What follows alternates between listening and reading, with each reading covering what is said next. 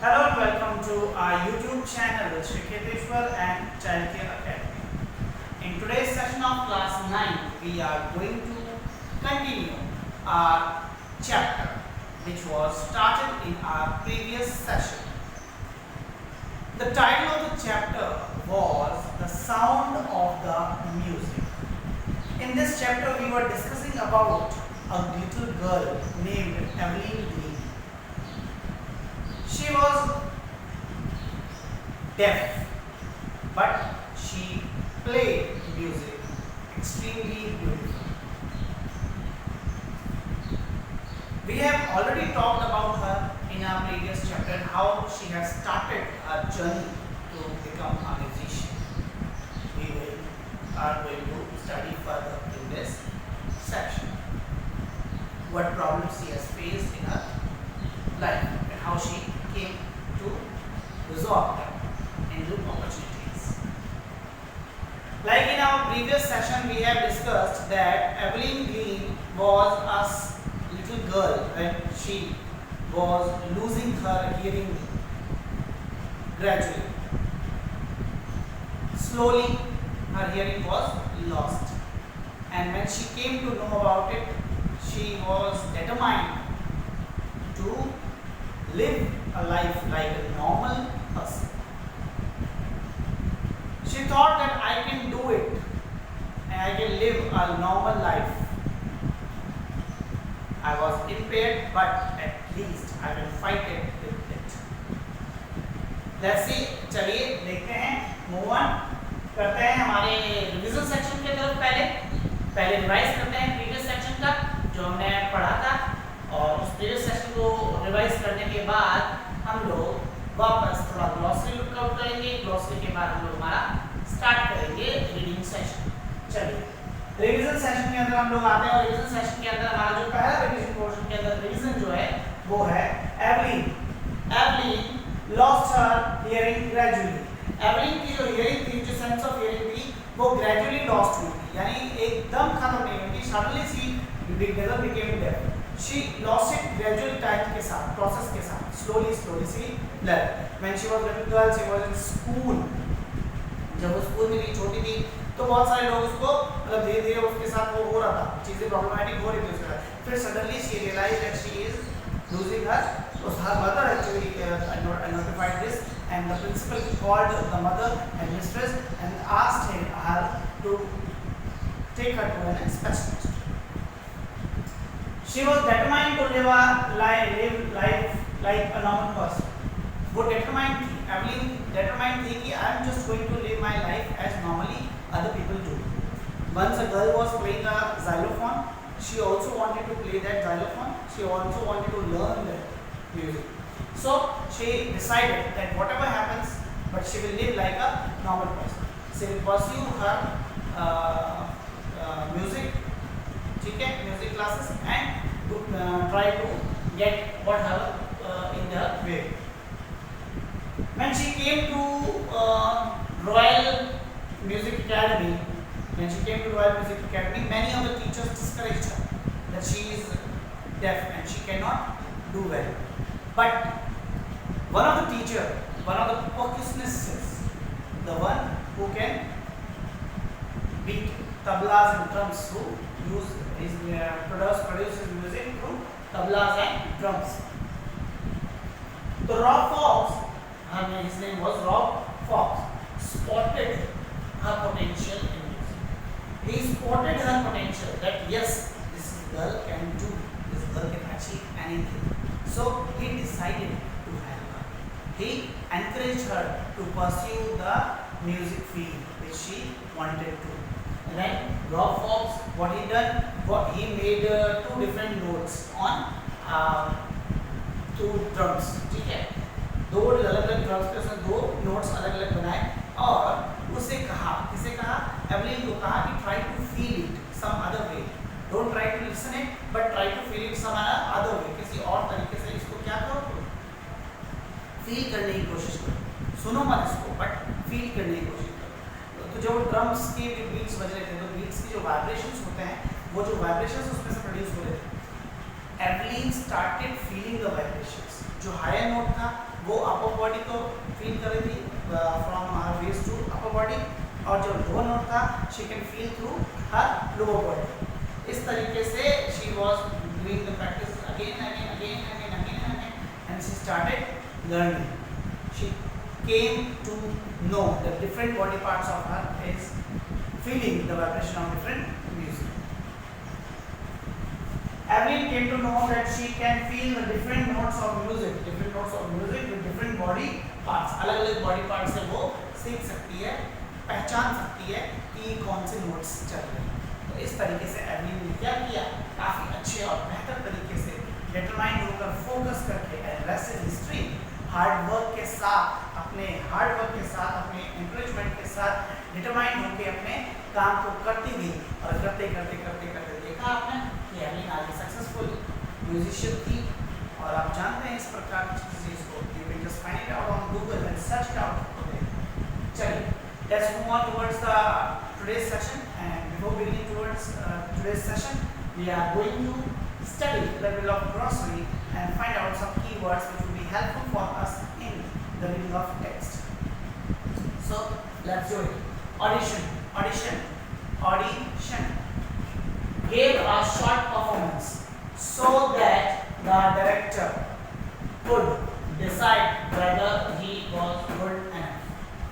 Audition करना क्या होता है? ऑडिशन करना बहुत इजी सा वर्ड है। I think most of the person of you must be knowing this thing कि जब हम लोग किसी परफॉर्मेंस के लिए जाते हैं या हम किसी सपोज जैसे मूवीज़ की बात करते हैं, तो मूवीज़ में क्या होता है कि अलग न्यू एक्टर्स जो होते हैं वो जाते हैं किस लिए, अलग अलग स्टूडियोज़ के अंदर, अलग अलग डायरेक्टर्स के पास, प्रोड्यूसर्स के पास, वहाँ वो जाके और उनसे कहते हैं कि आप हमें अपनी मूवीज़ में ले लीजिए, अपने पोर्टफोलियोज दिखाते हैं, फोटोज़ वगैरह और भी चीज़ें हैं।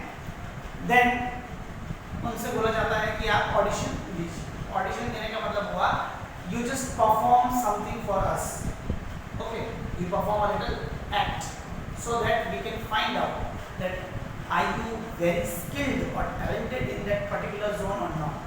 You can director can decide whether the performance was good enough to take him or give him that particular role. Okay, that is called audition. The next word is interviewing. Fascinating and curious. Interviewing है fascinating and curious. Fascinating तो होता है जिसको आप देख के रुक जाओ एक झलक के लिए, ठीक है, जो आपको फैसिनेट करता हो, जो आपको आश्चर्यचकित कर देता है। और क्यूरियस होता है जानने के लिए। जब कोई चीज़ फैसिनेट करती है तो ऑब्वियस उसको क्यूरियस भी तो होती है, हमारी क्यूरियोसिटी कि क्या है, कैसे हुआ, कैसे तेरे यहाँ से वो चीज़। flawlessly without fault or mistake. Flaw मतलब गलती, मिस्टेक, और flawlessly obviously without mistake, without fault, बिना किसी मिस्टेक के, बिना किसी फॉल्ट। लिंच क्या होता है? Lynch a way of speaking, बोलने का तरीका, चाहे किसी भी लैंग्वेज को आप बोल रहे हो, whether I'm speaking Scottish, whether I'm speaking Italian, whether I'm speaking English, the way of speaking is called as lilt. Okay, like would you like to have some coffee? Then it is a different type of lilt. It is my way of speaking. Okay, there could be different type of lilts. Then tingles. What is tingles? Causes a slight prickling or stinging sensation. चुभने वाली जो होती है, चुभने वाली pricking यानी चुभना, एक अजीब सी sensation होती है। सपोज कि आप कहीं बैठे हो, you are watching a movie in your mobile and suddenly कहीं से बी जो है वो आती है और आपको स्टिंग कर जाती है, तो एक अजीब वाइब्रेशन और सेंसेशन जो तुम्हारी बॉडी में आएगा उसी को बोलते हैं हम लोग टिंगल्स। ठीक है, गुदगुदी करने को भी टिंगल बोलते हैं, टिकलिंग बोलते हैं। ठीक है, तो ये है। चलिए फिर वेट किस चीज़ का कर रहे हैं हम लोग, स्टार्ट करते हैं हमारे सेशन को और जानते हैं एवलिन के बारे में कि एवलिन ने आगे क्या क्या किया था और कैसे एवलिन ने अपना करियर जो है म्यूजिक के अंदर बनाया। Page number 18, point number 4. Let's start. She never looked back from the point onwards. उस point से she never looked back. Never look back मतलब वैसे पीछे देखना नहीं होता है, मतलब आगे बढ़ती गई, ठीक है, वो आगे बढ़ती गई, कभी रुकी नहीं।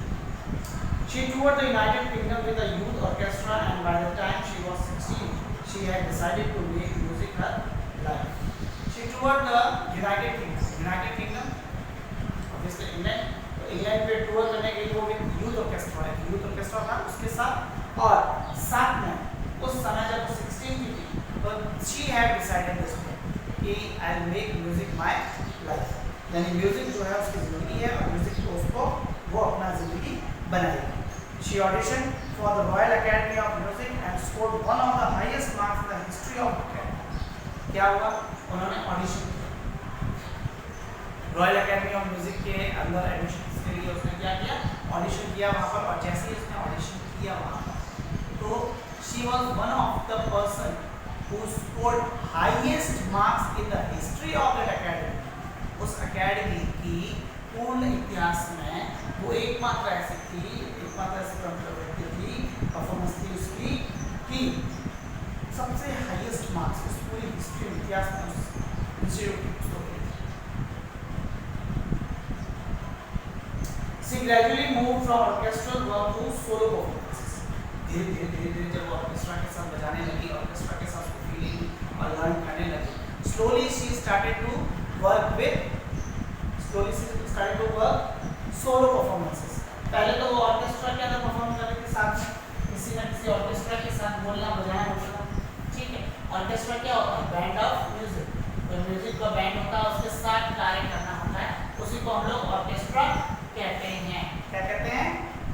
ऑर्केस्ट्रा।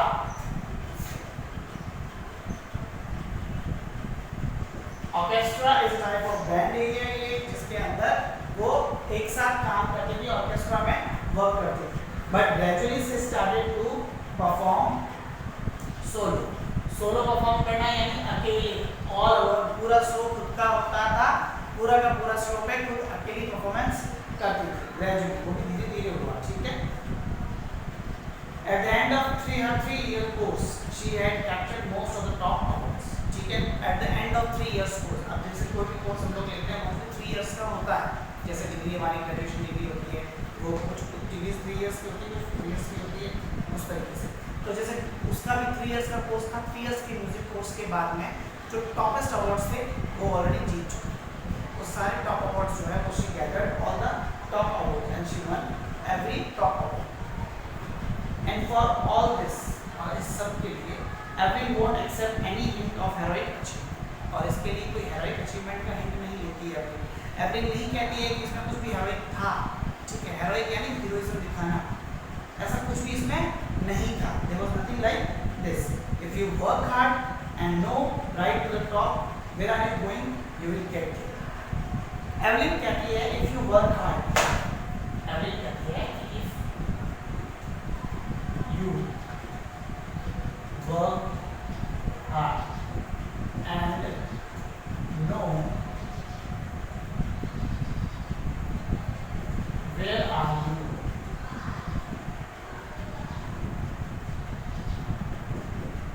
going. एवलिन कहती है कि अगर आप हार्डवर्क करते हैं और आपके हार्डवर्क करने के बाद आपको ये भी पता हो कि आप किस राह पे चल रहे हो, आप किस राह पे जा रहे हो, तो ऐसा कुछ भी नहीं है। There is nothing like anything कि आप क्या करो उसमें हार मान जाओ या उसको पूरा नहीं कर पाओ, ऐसा कुछ भी नहीं रहता बाकी। So Evelyn have decided, और बोला था उन्होंने, जो उसका कोटेशन है, उसकी वर्ड्स है कि if you work hard, अगर आप बड़ी मेहनत करते हो, आपने ठान ली है किसी चीज़ को करने की, you have decided that I am going to do this and this is the right path for me, then nothing can stop you, ठीक है। there is no thing in this world that can not stop you, there is nothing that can stop you, ठीक है। चलिए let's move on towards next portion. And she got the right to the top. इसी बात को लेकर, इसी बात को समझकर, इसी बात को फॉलो करके एवलिन जो है टॉप पे पहुंची। टॉप पे पहुंचने का मतलब हुआ कि म्यूजिशियंस की लिस्ट में सबसे टॉप पर आने लगे, उनका नाम जो है बहुत बड़ा हो गया। The world's most sought after percussionist with a mastery of some 1,000 instruments and active international schedule. देखा कि क्या किया है, अब उन्होंने इतनी कड़ी मेहनत करने के साथ साथ she started playing multi percussionist का मतलब वो बहुत सारे तबले, ड्रम्स, अलग अलग मल्टीपल ड्रम्स जो होते हैं, ठीक है ना, उन सब को प्ले करना she learned every around some 1,000 instruments उन्होंने सीख लिए। लगभग हजारों की तादाद में इंस्ट्रूमेंट्स जो है, म्यूजिकल इंस्ट्रूमेंट्स को उन्होंने बजाना सीखा है। she have learned to produce sound from 1,000 instruments and a multi percussionist, ठीक है। मल्टी परक्यूशनिस्ट का मतलब हुआ कि तबला वादक बोलते हैं हम लोग उसको, ड्रम बजाने वाला बोलते हैं। तो वो एवलिन ने सीखा, बहुत सारे जो ड्रम्स होते हैं एक साथ शी कैन बीट। आपने देखा होगा कई बार ऑर्केस्ट्रा के अंदर बहुत सारे छोटे बड़े अलग अलग तरह के ड्रम्स होते हैं, प्लेट्स होती है, तो उन सभी को एक साथ बजाना बहुत मुश्किल होता है, और जो पर्सन कर सकता है वही मल्टी परक्यूशनिस्ट होता है, जो एक साथ पर बहुत सारे ड्रम्स को बीट करके और साउंड प्रोड्यूस कर सकता है। और इस तरीके से अपनी कड़ी मेहनत से, अपने हार्डवर्क से, और उसे पता था कि मुझे क्या करना है, she became multi percussionist, and along with that she able to learn around 1,000 of musical instruments. With all this, she is managing to work in a very hectic schedule, international hectic schedule. यानी she got an acclaim of international acclaim, ठीक है, she got famous internationally and she has been called for performances, for different musical performances she have been called, and there is a hectic schedule का मतलब बहुत ही जटिल,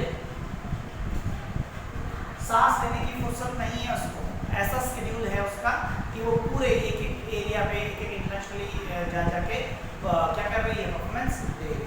she is learning because of her determination, because of her hard work, she got and she achieved such a great pleasure. It is intriguing to watch every function so effortlessly without giving. It is intriguing मैंने आपको बताया था, fascinating and curious, ठीक है ना। It is intriguing, ये बहुत ही ज़्यादा fascinating है, बहुत ज़्यादा curiosity से भरा हुआ है कि एवरी जो सुन नहीं सकती, the one who cannot hear, वो इतना easily, ठीक है, बहुत ही effortlessly यानी कोई effort नहीं लग रहा है। जैसे कि हम लोग कोई काम करते हैं, if we are talented, if we have that work, जोश है हमारे अंदर उस वर्क को करने का, then that work happens effortlessly. इसमें कोई ऐसा दिखता नहीं है देखने वाले को कि कुछ मेहनत लग रही है, कुछ मेहनत लग रही है, but she is like a normal music. तो इतना effortlessly वो flow कर रही है, playing music इतना रहा है, like she can't hear it, but she produces it in a better way that the people around her who are the audience who are listening, they are mesmerized by that performance. This is how Evelyn produces music, and this is the reason that all the audiences, all the people, they are interviewing, they are curious, they are fascinating about how can a one who can't hear can produce such beautiful music without hearing it. This is an intriguing thing for her, and along with that she is doing it effortlessly. She is not taking any efforts. अगर लग ही नहीं रहा है तो वो बहुत ज़्यादा मेहनत कर रही है या ज़बरदस्ती कर मेहनत करके और वो प्रोड्यूस करने की कोशिश कर रही है। She is doing it with frequent hands. और वो कहते हैं ना अपने दाएं हाथ का खेल है, उसी तरीके से उसके लिए ये एक बाएं हाथ या दाएं हाथ का खेल था म्यूजिक बजाना। With I hope she could not understand, she cannot listen to music, but she could play it very well. Okay, that's it. In our 2-hour discussion, she never missed a word. In our 2-hour discussion, वो कह रहा है जो मतलब कि जब मेरा maths का इंटरव्यू लिया अफ्रीका जब I was talking about her and I was asking about how she came to be a clean, ठीक है, किस तरीके से बड़ी म्यूजिशियन वो बन गई। तो while we are having a conversation, she cannot hear me, but in our 2 hours 2 घंटों के जो कन्वर्सेशन हुआ मेरा और उसके बीच, देखो जो आपका हो है, इस कन्वर्सेशन के अंदर she haven't missed a single word, एक भी शब्द उसने मिस नहीं किया। She gave proper answers of all the words that I asked her. Men with bushy beards give me trouble, she laughed. It is not just watching the lips, it is the whole face, especially the eyes. Evelyn कहती है कि when I have a conversation with someone, तो मेरे लिए easy रहता है, but those person who are having bushy beard, बहुत ज़्यादा दाढ़ी beard हो, वो थोड़ा मुझे क्या करते हैं, little bit of confuse करते हैं, ट्रबल डालते हैं, क्योंकि मैं उनके लिप्स को इजीली रीड नहीं कर पाती हूँ।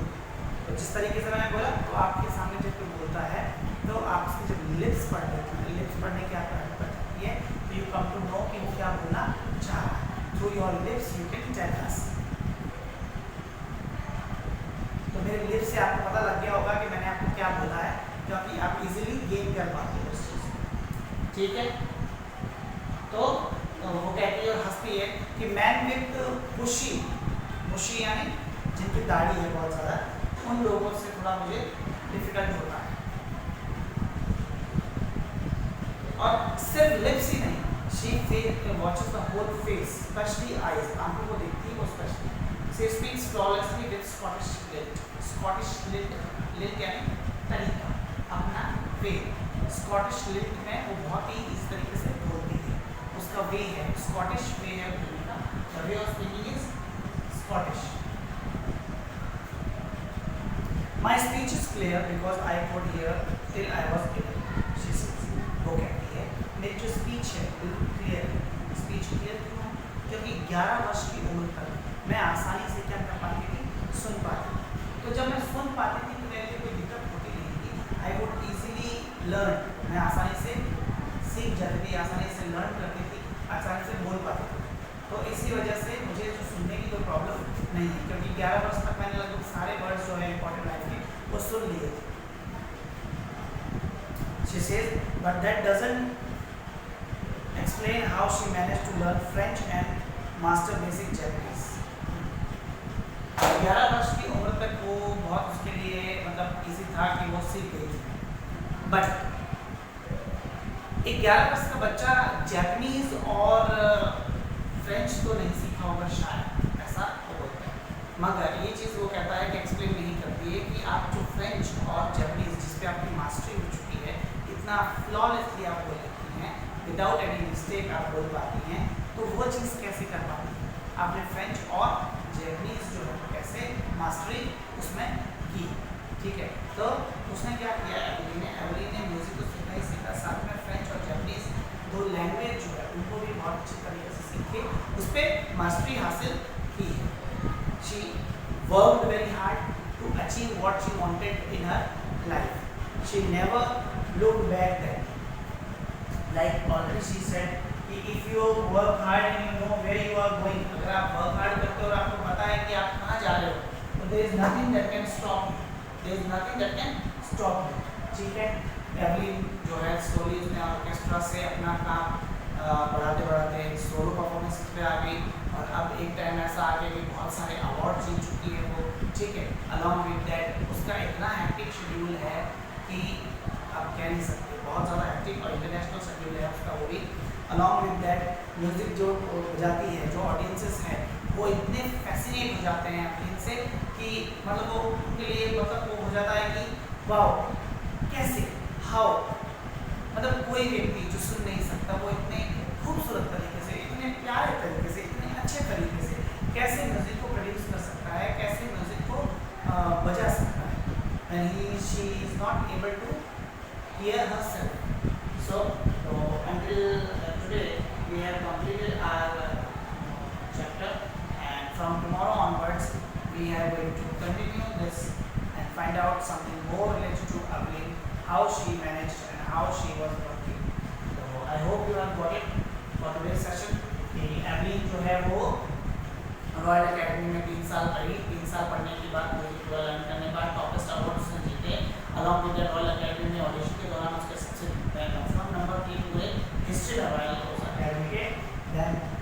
बाद उसने बहुत सारे around 1000 different type of instruments बजाने आते थे एवलिन को। विद दैट एवलिन एक परकशनिस्ट थी, मल्टी परकशनिस्ट, जो different types of bands drums वगैरह बजा के और म्यूजिक प्रोड्यूस करती थी। और अपने हार्ड वर्क, अपनी डिटर्मिनेशन, अपनी मेहनत से she moved ahead and she never looked back. Along with that she has and reached to the top of the things. उसके अलावा उन्होंने जापानीज सीख रखी है। She can speak Japanese very fluently. She is able to speak this language French also. So how did she manage all this thing?